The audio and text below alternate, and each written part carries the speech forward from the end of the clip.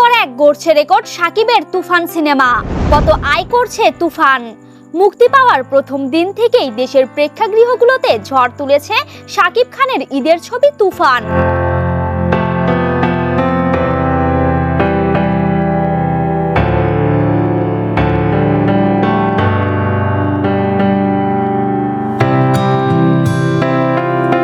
সারা দেশে ছবিটি নিয়ে দর্শক সারা তুঙ্গে।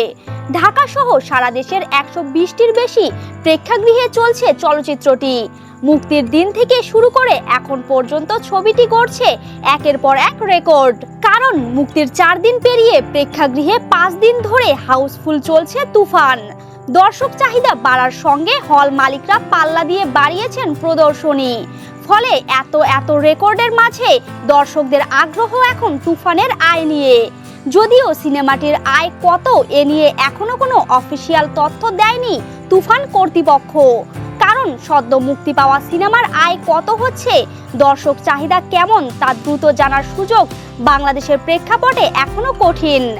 অন্য দেশে বক্স অফিস থাকায় এ সম্পর্কে দ্রুত সঠিক ও নির্ভুল তথ্য পাওয়া যায়, কিন্তু এখানে তা সম্ভব নয়।